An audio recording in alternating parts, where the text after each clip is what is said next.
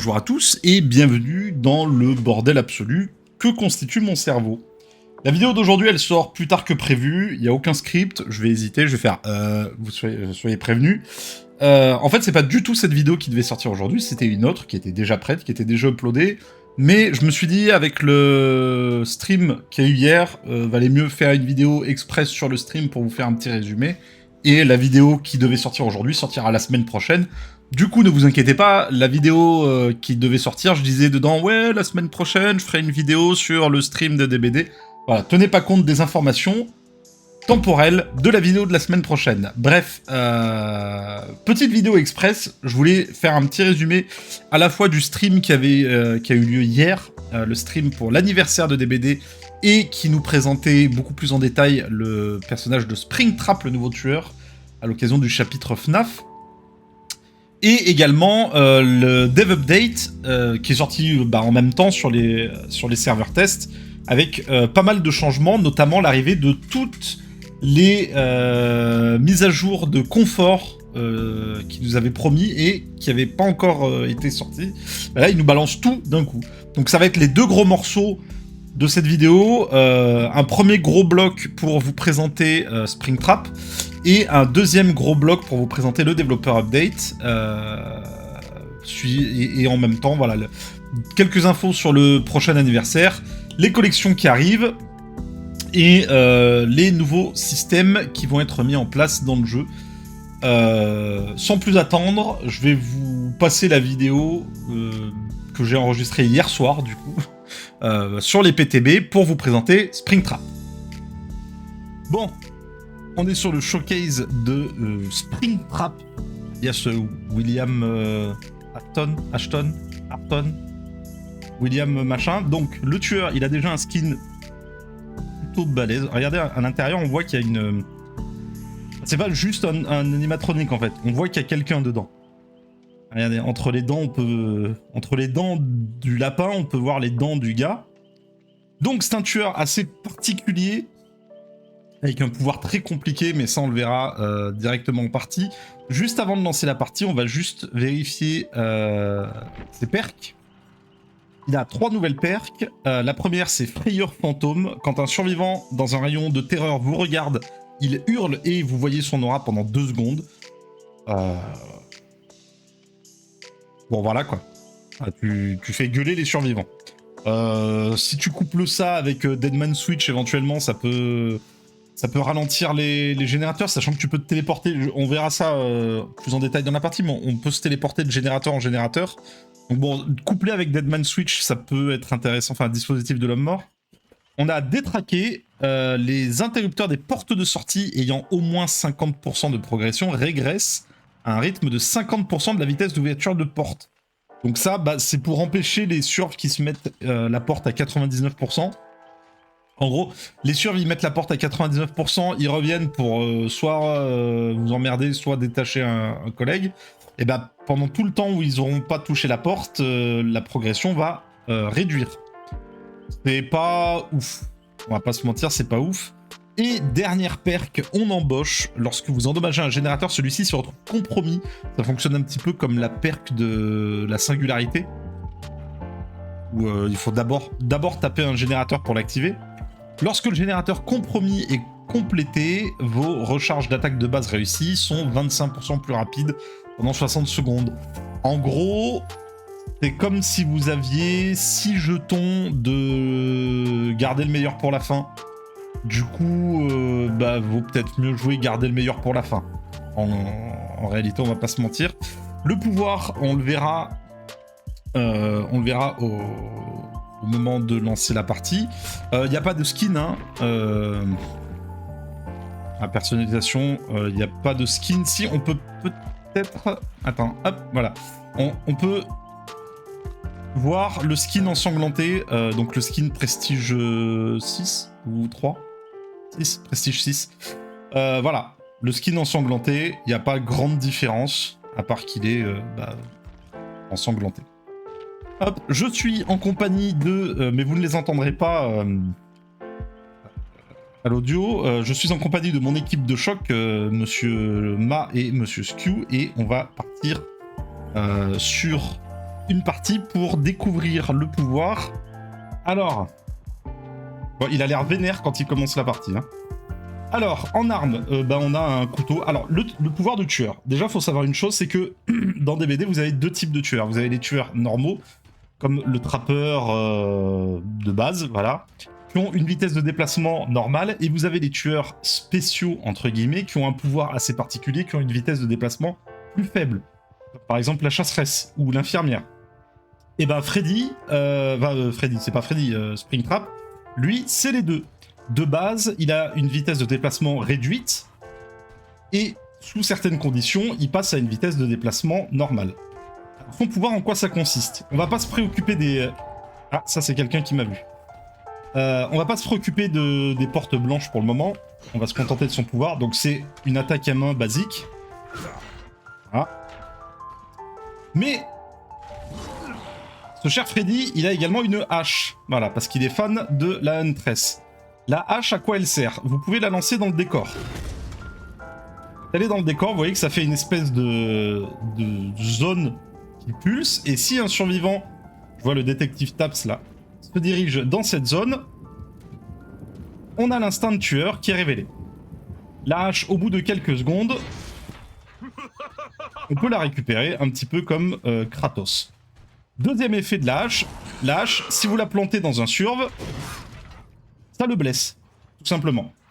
Tant qu'il a la hache plantée dans le dos, là on peut le voir, n'essayez pas de l'enlever.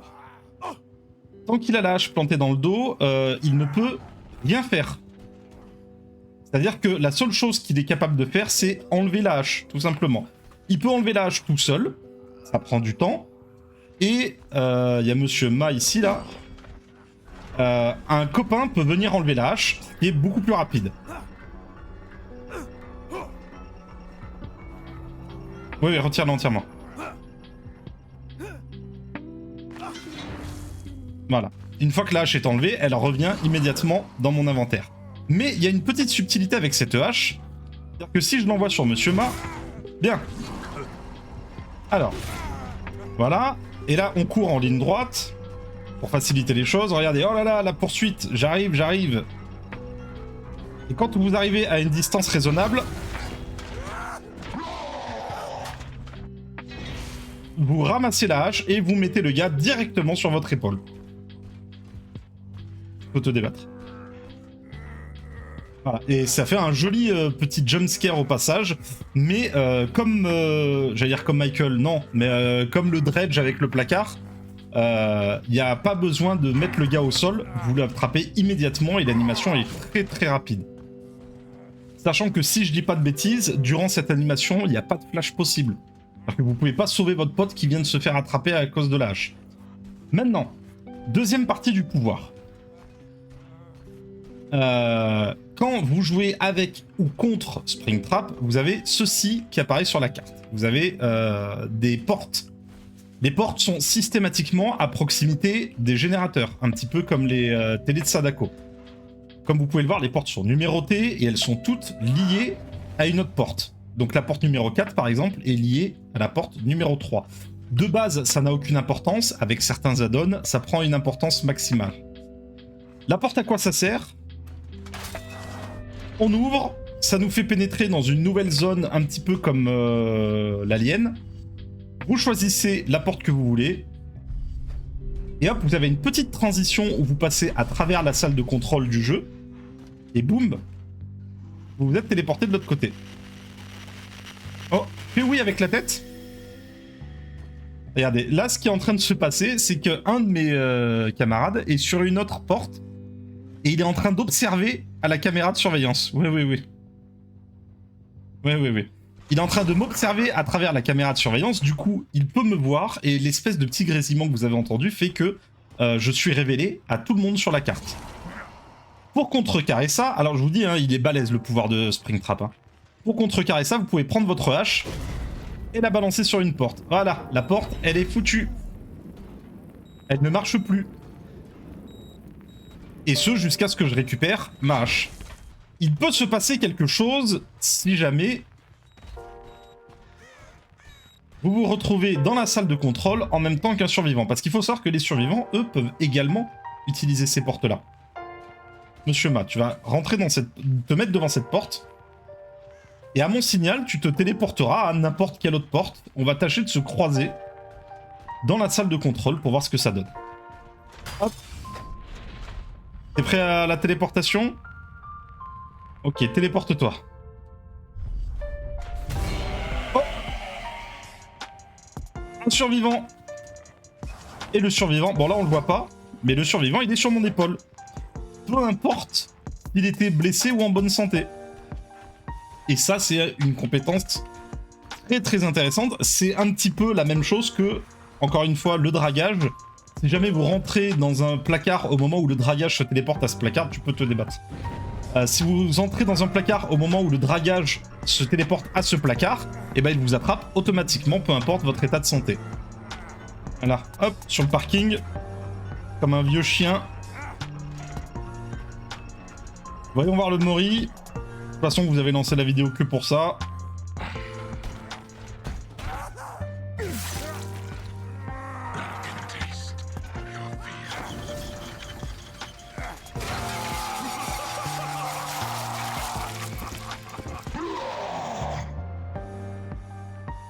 Ok. Ok. Ah, le corps... Ah non, j'allais dire le corps disparaît. Ok, très très bon Mori. Attends, mais en fait... J'utilise le machin qui est là-bas, en fait, non? Attends, où est-ce qu'elle est, la pièce? Elle est là. Ah non, c'est pas tout à fait le même, mais c'est à peu près le même modèle, en fait.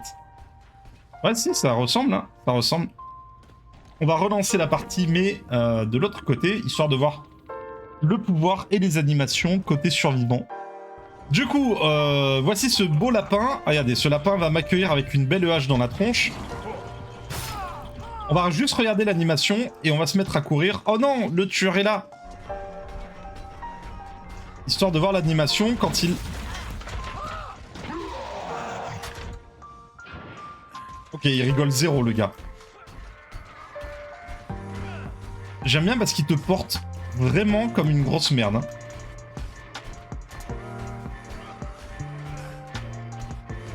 Je suis en train.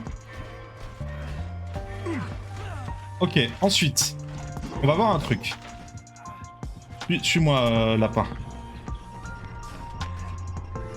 Guide-moi à une porte.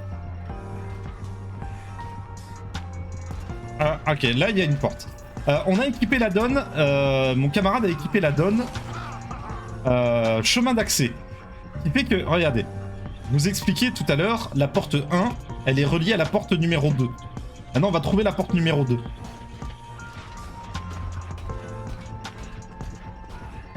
Je suis mon camarade.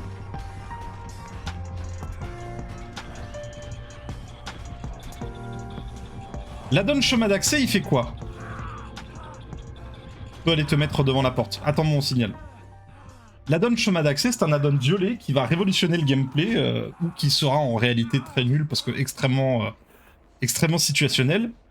Il fait que si vous lancez une hache sur une porte, au lieu que la hache se plante dans la porte et la neutralise, eh ben, la hache va traverser la porte et ressortir par la porte qui est liée. Tu peux lancer ta hache, s'il te plaît?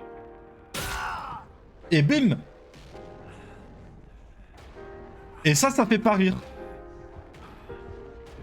Et ça fait pas rire. Si le détective... ah non, si l'agent de sécurité King peut venir me récupérer. Et enfin, dernière chose... on va voir concernant le pouvoir de Springtrap. On va regarder comment fonctionnent les portes côté survivant. Parce que côté survivant, il n'y a pas que de la téléportation. Est-ce que tu peux te mettre devant la porte numéro 1, Springtrap, s'il te plaît? Côté survivant, il n'y a pas que de la téléportation, il y a une surveillance de caméra. Vous voyez, en bas, il y a une petite batterie. J'ai trouvé le tueur. Et boum, le tueur est visible par tout le monde. Et là, il voit la caméra faire un oui-oui. Donc, si on se TP en même temps, ça donne TP maintenant. Oh, oh. Ok. Le gars, il était là, il m'attendait. Est-ce que tu peux te mettre sous une palette qu'on voit les stuns côté survivant? Vous savez qu'en tant que tueur, on le voit pas. Monsieur Ma.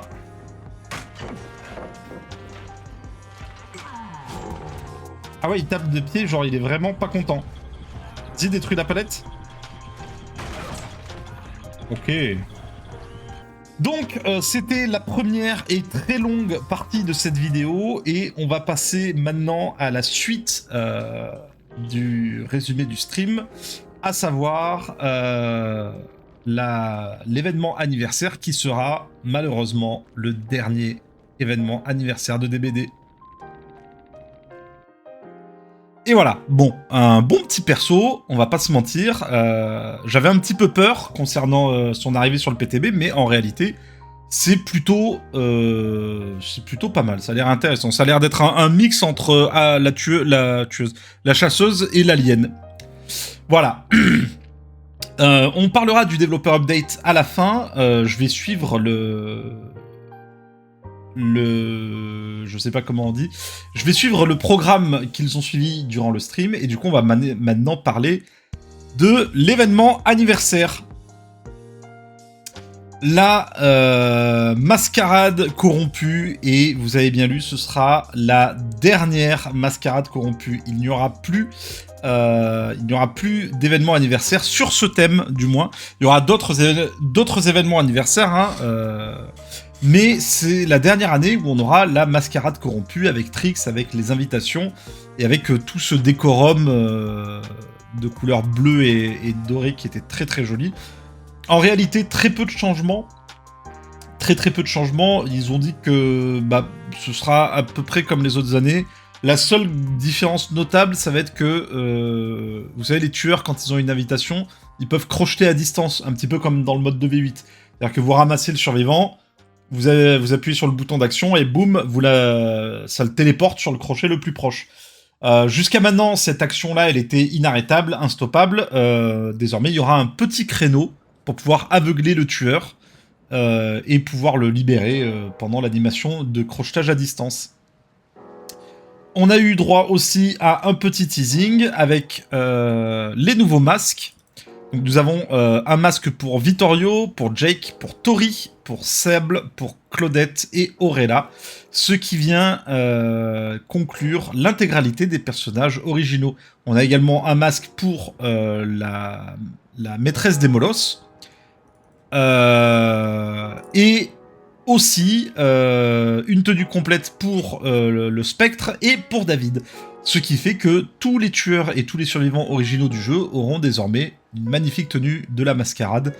Après, est-ce que les prochains personnages, vu que c'est le dernier événement de la mascarade, moi la question que je me pose c'est est-ce que les prochains personnages originaux de Behavior auront une tenue sur cette thématique, ou au moins un masque sur cette thématique? Rien n'est moins sûr.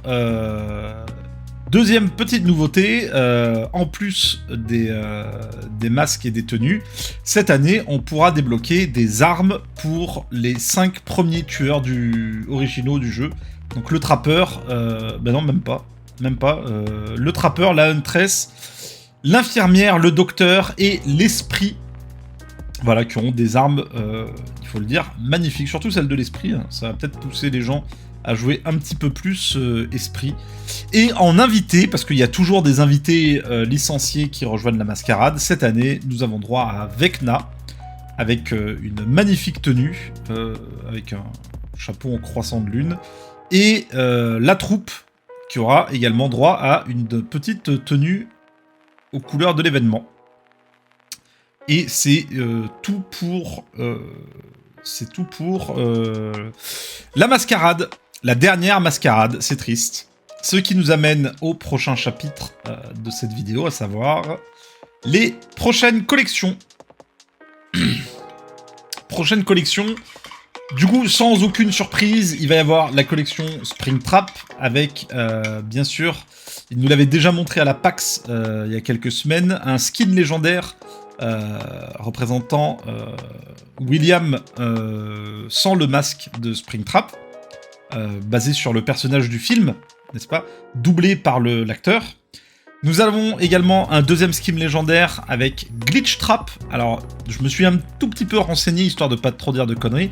Visiblement, Glitch Trap, c'est une version numérique de William. Voilà, c'est une version numérique de Springtrap dans une expérience de réalité virtuelle. Nous avons également Clown Springtrap, qui vient de je ne sais quel jeu FNAF. Et enfin, Toxic Springtrap, qui est visiblement un skin exclusif créé pour DBD. Concernant les survivants, ça devient une habitude maintenant, hein, on l'a eu avec Iron Maiden et tout ça. Chien et chat, nous avons une série de t-shirts voilà, que vous pourrez acheter individuellement ou en lot. Nouvelle collection également, la collection casual, avec des tenues de tous les jours, avec une tenue pour Gabriel, une pour Tori, une pour Talita, et une dernière dont on n'a pas de visuel encore pour Adi. Et enfin, pour clôturer le chapitre des collections, le retour de la collection de plage Waterfront Massacre, avec 4 nouveaux skins, un pour Ace, où il est en moulbit léopard, incroyable, une tenue pour Elodie, une tenue pour Auréla, et enfin une tenue pour le Xénomorphe, une créature aquatique. Voilà, très très beau skin pour le Xénomorphe. Et cela conclut notre chapitre sur les collections à venir. Ce qui nous amène au prochain segment de cette vidéo, à savoir le programme créateur de contenu. On en avait parlé un petit peu dans la dernière vidéo, mais il y avait absolument aucune info, très peu, voire aucune info. Là, cette fois, on a eu plus d'éléments, donc gros changement, la communauté des Fog Whisperers va disparaître. Vous savez, j'en parle souvent, les Fog Whisperers, ce sont ces créateurs de contenu partenaires de Behavior qui sont les intermédiaires entre l'entreprise et la communauté. Ils sont les têtes d'affiche, vous avez Oddsdarva, vous avez Oddsdarva pour le plus connu, vous en avez des tas d'autres, des personnes très talentueuses. Mais voilà, le programme Fog Whisperer prend fin pour laisser sa place à un nouveau programme tout sobrement appelé The New Creator Program. Voilà. Nouveau système qui s'élargit, qui permettra d'accueillir plus de personnes. Parce que voilà, le Fog Whisperer, vous savez, c'était, je sais pas si vous le saviez, c'est quelque chose de très select. C'est-à-dire que vous ne postuliez pas pour être Fog Whisperer, fallait attendre que Behavior vienne vous recruter. Désormais, il y a un nouveau système de postulat. Faut savoir que alors, de base, les créateurs partenaires maintenant, les membres du créateur programme auront les mêmes avantages que les FOG, c'est-à-dire des codes de téléchargement pour eux et pour offrir leur commu, des points de sang, des cellules d'aura, des infos un petit peu en avance, des accès à l'avance également. Bon, bref, pas mal d'avantages. Et désormais, n'importe qui, presque, n'importe qui peut postuler à condition de remplir les conditions suivantes, avoir au moins 10 000 followers sur une plateforme, donc Twitch, Twitter, YouTube, Insta, bref, au moins 10 000 followers sur une plateforme. Si vous êtes streamer, il faut streamer 20 heures de DBD par mois minimum. Si vous êtes créateur de vidéos, il faut poster 2 longues vidéos ou 8 shorts par mois. Longues vidéos d'au moins 8 minutes ou 8 shorts par mois. Et bien évidemment, il faut être âgé de 18 ans ou plus. Voilà. Vous trouverez l'adresse pour postuler sur le site de Behavior dès que le nouveau programme sera mis en place, à savoir le 17 juin normalement. Et enfin, dernière nouveauté avant de passer au Dev Update, le nouveau gadget de chez Behavior, le Stats Tracker. Voilà, alors pas grand chose à dire là-dessus, il en existe déjà beaucoup non officiels, des sites qui vous permettent, vous liez votre compte Behavior et ça vous permet de suivre les statistiques que vous avez, mais cette fois, voilà, ce sera le Stat Tracker officiel avec des tas de statistiques, sachant qu'ils vont prendre vos statistiques depuis 2020. Donc c'est rétroactif, ça va pas commencer à partir de maintenant. Ils récupèrent toutes vos données à partir depuis 2020, et vous aurez accès à votre top 3 killer, votre top 3 survivants, les perks que vous avez, le nombre de fois où vous êtes mort, le nombre de points de sang que vous avez gagné, le nombre de points de sang que vous avez dépensé, bref, pour les amateurs de statistiques, ça va être le bonheur absolu. Et c'était tout. C'était tout pour le stream de l'anniversaire. Alors en vrai, le stream, il y a eu énormément de paroles et pas du tout très peu d'images. Par exemple, toute la partie Springtrap, moi je l'ai tournée sur les royaumes, sur les serveurs test, sur le PTB hier soir. Mais durant le stream, on n'a eu aucune image, aucune vidéo, rien du tout. C'était un petit peu flou. C'est pour ça que j'ai préféré attendre et pouvoir tourner des vidéos directement avec le personnage et mon équipe de choc pour que ce soit un petit peu plus clair. Et on va conclure cette vidéo sur le Dev Update qui est sorti en même temps que le tueur hier sur les PTB, qui nous apporte principalement... Je vais pas m'attarder sur les changements. Il y a eu des changements sur des tueurs, hein, quelques changements sur l'artiste, quelques changements sur la liche, quelques changements sur des perks survivants ou tueurs, mais c'est vraiment juste des changements de stats, des changements de chiffres. C'est pas ce qui nous intéresse. Là, je vais vraiment m'attarder sur les Quality of Life Update, ce qui nous avait promis depuis un petit moment, qui devait arriver d'ici fin juin. Et bah voilà, c'est là. À commencer par le Going Next Prevention. Going Next, vous le savez, c'est les survivants qui sont pas contents d'être tombés sur ce tueur qu'ils aiment pas, ou qui sont pas contents de pas avoir réussi à loop plus de 30 secondes, qui se laissent mourir sur le crochet en essayant de se décrocher immédiatement. Dans le but de mourir très rapidement et de passer à la partie suivante, tout en évitant la pénalité de déconnexion. Et bien désormais, ce ne sera plus possible. Voilà. Ce ne sera plus possible tout simplement parce que vous ne pouvez pas... vous ne pouvez plus essayer de vous décrocher vous-même d'un crochet en P1. Voilà. Ce n'est plus possible de tenter les 4%. Exception faite de si vous avez une perk qui vous permet de le faire, comme par exemple viande glissante ou la perk de sable, je ne sais plus son nom, qui vous permet de vous décrocher quand vous êtes à la cave, ou bien si vous avez une offrande qui augmente la chance, comme par exemple le bocal de jarre de Vigo. Voilà. Ce seront les seuls moyens de pouvoir tenter les 4%, et quand bien même vous obtenez, vous amenez ça, il y a quand même marqué sur le patch note qu'il y a un moyen d'identifier les go next intentionnels, parce que on va pas se mentir, hein, les mecs qui veulent absolument go next, leur premier réflexe, c'est de dire putain, comment je vais faire pour aller à l'encontre de cette mise à jour qui empêche les comportements toxiques. Bah, dans le patch, c'est marqué qu'il y a quand même un système pour détecter le go next intentionnel, malgré le fait d'avoir amené quelque chose qui permet de tenter les 4%, et que en cas de go next, bah, vous aurez quand même une pénalité de déconnexion. Voilà. Je ne cesse de le dire, si vous en avez marre de jouer, arrêtez de jouer. Venez pas pourrir les parties des autres ou chialer parce que la partie se passe pas comme vous voulez. Je serai jamais d'accord avec personne sur cet avis, mais voilà, si vous en avez plein le cul, arrêtez de jouer et allez jouer à autre chose pendant un moment, quoi. Vraiment. Prochain segment du Dev Update, la mise à jour sur le Extreme Hiding Update. Vous savez, les personnages qui se cachent tout le long de la partie, qui ne sont jamais vus et qui laissent les copains prendre tous les risques à leur place. Désormais, il y a un nouveau système qui permet de détecter les joueurs AFK. Les joueurs sont détectés comme étant AFK quand ils n'ont pas interagi avec quoi que ce soit pendant quelques... Je sais plus quoi, je crois que c'est 15-20 secondes, un truc comme ça.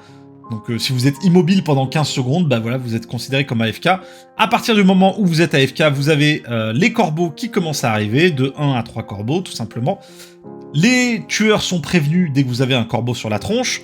Et enfin, dès que vous avez 3 corbeaux, eh bien vous perdez votre collision avec les autres joueurs.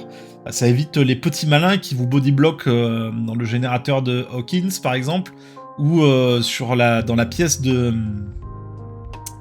comment à l'étage de la maison sur Badam. Voilà, vous ne pourrez plus vous faire bodyblock pendant 3 heures par des tueurs ou des survivants mal intentionnés, parce que vous perdrez votre collision et vous pourrez les traverser. Prochaine mise à jour, et alors ça c'est du miel, c'est du miel tout doux dans la gorge. La dépense de points de sang en masse. Encore une fois, on ne le redit jamais assez, dépenser des points de sang, ça prend la vie des rats, littéralement. Désormais, avec ce nouveau système, vous choisissez combien de niveaux vous voulez passer avec votre personnage. Vous pouvez passer un prestige entier directement si vous en avez les points de sang.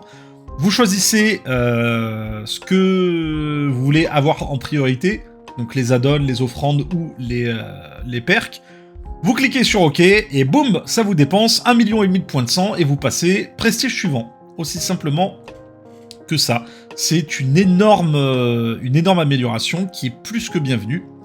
Petite amélioration, petit ajustement sur les Mori, le Mori final. Jusqu'à maintenant, il fallait attendre qu'il n'y ait plus qu'un seul survivant dans la partie. Désormais, vous pouvez lancer le Mori final quand il n'y a plus que 2 survivants. Si l'un est sur un crochet et l'autre est au sol, et ben vous pouvez Mori le dernier parce que de toute façon, c'est la fin de la partie. C'est une très bonne chose parce que ça permet d'éviter les tueurs qui attendent pendant 2 minutes qu'il y en ait un qui meurt sur le crochet pour pouvoir faire le Mori. Voilà, ça arrivait souvent, le mec sur le crochet, il faisait tous ses jets pour bien faire perdre du temps à tout le monde. Le tueur, il attendait pour bien faire perdre du temps à tout le monde. Bref, tout le monde perdu du temps. Maintenant, s'il y a un survivant sur le crochet en P2 et un autre au sol, vous pouvez Mori celui au sol et ça met fin à la partie terminée. Et enfin, non pas enfin, la mise à jour sur les offrandes de map. Les offrandes de map ne vous offrent désormais plus la garantie d'aller sur une map. Voilà, si vous mettez le terreau Icoreux, vous ne serez pas garanti d'aller Jardin de la Joie ou Greenville. Ça augmente simplement les chances. Ça ne se stack pas. Donc si vous mettez 4 offrandes terreau Icoreux, vous n'avez pas 80% de chance d'aller à Greenville. Et enfin, les offrandes de map sont désormais des offrandes secrètes. Voilà. Perso, je suis pas convaincu parce que les offrandes de map, j'en utilise très rarement, mais quand j'en utilise, c'est que j'en ai réellement besoin. Par exemple, quand tu joues avec Myers, c'est que tu veux changer un petit peu de la méta et tu dis vas-y, je vais faire un Myers P1 infini qui nécessite d'être dans une map à l'intérieur. Bah, si t'es pas en map à l'intérieur, bah t'as plus qu'à attendre que la partie se termine parce que tu sais que tu feras absolument rien. Voilà. Mais encore une fois, à cause des gens, d'une poignée de personnes qui abusent du système, et ben tout le monde est puni là-dessus. Ajustement également des règles de spawn. Désormais, les survivants vont spawner aussi proches que possible les uns des autres, à moins de 10 mètres les uns des autres, sur le même étage quand on est sur une carte à étage. Et le tueur ne peut plus apparaître au centre de la map quand on est sur des petites maps. Donc ça laisse un petit peu plus de temps aux survivants de se disperser. Ça arrivait des fois que sur des petites maps, le tueur apparaisse au centre, les survivants, littéralement, vous les voyez pendant que la caméra tourne autour de vous. Donc bon, il n'y a pas vraiment de chance. Les offrandes linceuls vont changer de nom et vont changer d'effet également. Et voilà, c'est tout. C'est tout. Et enfin, dernier point, ajustement des gammas. Voilà, ça c'est vraiment une petite option. Ça vous permet simplement de changer la clarté du jeu. Voilà, plus sombre ou plus clair. Et je passerai également sur l'amélioration des parties personnalisées, parce que voilà, personne fait de parties personnalisées. Moi je serais des personnes qui fassent de parties personnalisées, mais voilà, à partir de maintenant, il y aura plus de spectateurs possibles dans les parties personnalisées. Ce sera très bien pour la scène e-sport, pour le développement de la scène e-sport, mais pour le commun des mortels, ça n'aura que pas ou peu d'importance. Voilà. C'était tout, ça fait déjà pas mal, ça va faire une grosse vidéo de près de 40 minutes je pense. Ça fait déjà pas mal d'infos à avaler, mais voilà, ils nous avaient promis d'ici juin les Quality of Life, elles sont là, ils ont tenu promesse. Ils avaient promis de nous parler de FNAF, on a eu la présentation de Springtrap, on a eu la présentation du prochain et dernier événement de la Mascarade, les nouvelles collections. Voilà, encore une fois, la semaine prochaine, vous aurez une vidéo, ne tenez pas compte de ce que je dis dans cette vidéo à propos de la temporalité. Voilà, dans la vidéo, je dis la semaine prochaine, je ferai une vidéo sur l'anniversaire, mais voilà, c'est cette vidéo-là. J'ai simplement tout décalé et j'ai la flemme de refaire la vidéo pour la semaine prochaine. Du coup, vous l'aurez telle quelle. Bref, je digresse, je diverge, je me disperse. On va terminer là. J'espère que cette vidéo vous a plu. Merci à tous de l'avoir regardé. Et on se retrouve dans la prochaine. Allez, salut.